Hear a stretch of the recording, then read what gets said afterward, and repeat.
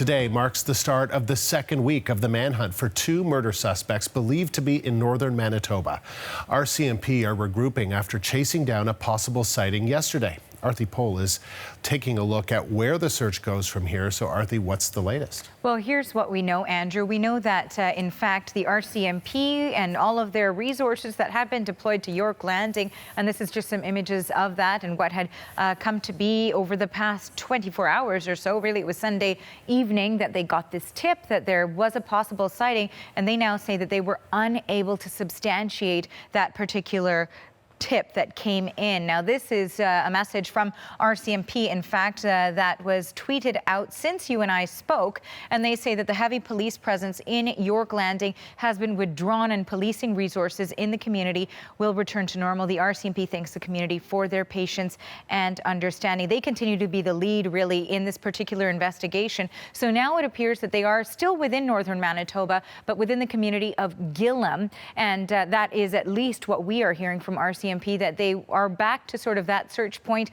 You will remember that they had been there for quite a number of days, and that is following finding a second burnt out vehicle, which was believed to be the gray Toyota RAV4 that the two murder suspects were believed to be traveling in, following police identifying them both as murder suspects. Again, Cam McLeod, Bryer Schmegelsky, both continue to be on the run. As you noted here, really, they haven't been seen for about 2 weeks. The official manhunt, where they were named murder suspects, has gone on for exactly 1 week today. And if you take a look at where they've been spotted in the timeline, really, it's crisscrossed much of Western Canada.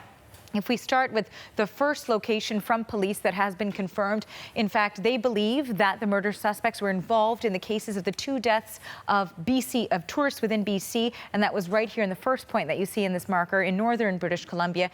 And then we hear that there was a sighting that RCMP spoke about at a general store that was in Dease Lake. Then their burnt-out camper truck, was found just south of Dease Lake, and that is where the third victim was found. From there, it is believed that they crisscrossed to northern Saskatchewan. Now, this was announced by police, even though it was confirmed on Sunday, July 21st, that they had been seen there. It wasn't until Tuesday that the media and members of the public learned about this particular sighting and the fact that police were actively looking for these two men.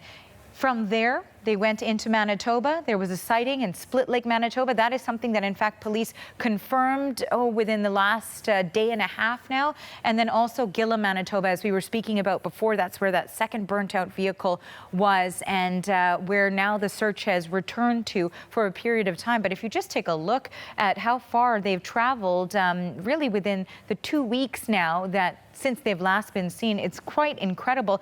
But of course, as we also heard from Gillam's mayor, it's quite concerning too that these two men have yet to be captured. There's also an encounter in Cold Lake, Alberta that we are hearing more about today. Tell us about that. That's right. When it comes to tips and sightings, we know that police say that they have received more than 200 tips that have come in from members of the public. Now, in terms of a sighting and an encounter, in fact, you're correct. It was in Cold Lake, Alberta that we're learning, and actually it took police several days to confirm this, but RCMP say yes, there was an individual who reported that he was helping two men who seemed to be having car trouble, that there was a gray Toyota RAV4 that was stuck in the mud in Cold Lake, Alberta, and so he offered to help them out. His name was Tommy St. Croix, and he got a chance to speak with CBC News. Here's what he said.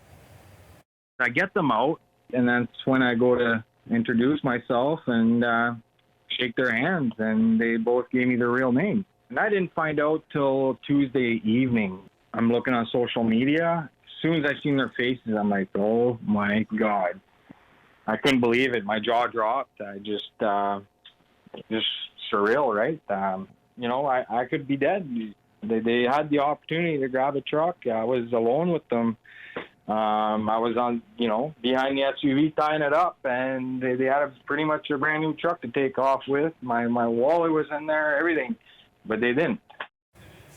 So you heard there from him that, in fact, these two images, it wasn't until he was able to sort of see them on social media then as murder suspects days later, days after his encounter with them, that he really was able to connect the dots. And, you know, we pointed out to the fact here that a lot of the information that is coming out to the public is several days after, of course, the RCMP have either confirmed it or have investigated it. And, of course, they're trying to protect the information, protect the public, and the strategy they might be using as well. So as a result of that, despite the fact that police may have been looking for these two, members of the public would not have known at the time when they say this man in particular says that he encountered these two. And so, Andrew, the manhunt continues. All right. Thanks, Arthi.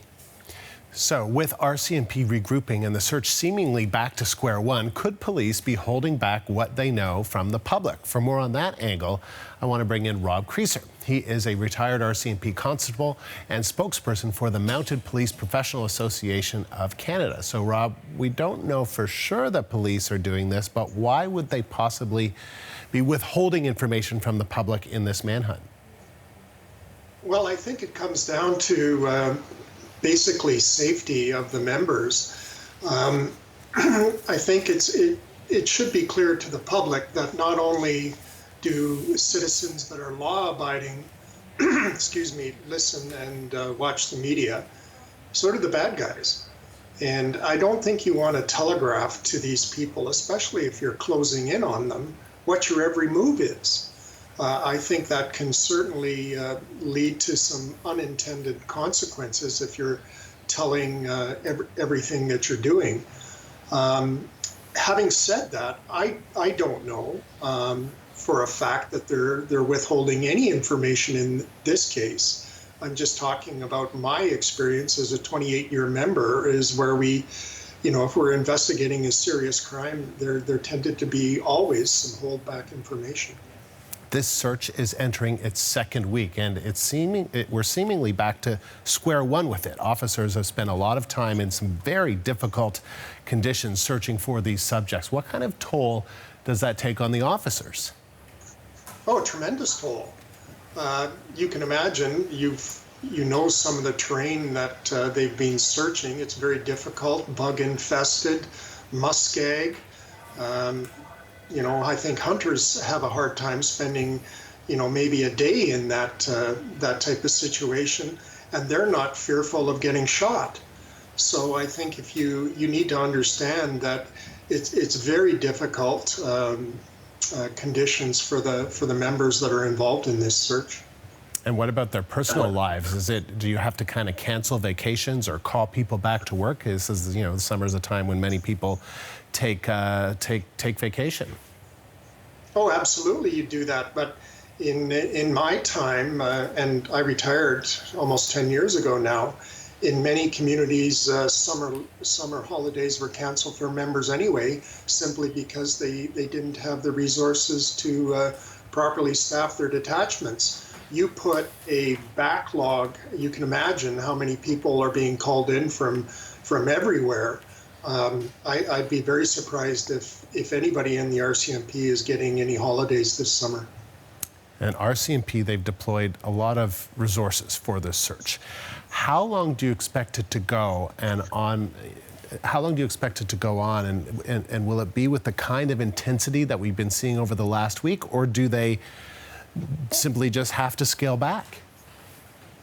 No, I hope they don't scale back, and it's going to go till they have an answer, whether the two suspects are found dead or alive, or whether they're in custody. I think, the communities that have already been placed on notice want some kind of ending to this whole story. And I think you have to maintain a strong police presence and hope with continued media portrayals about these people, not only in Canada and around the world, that they're going to be found.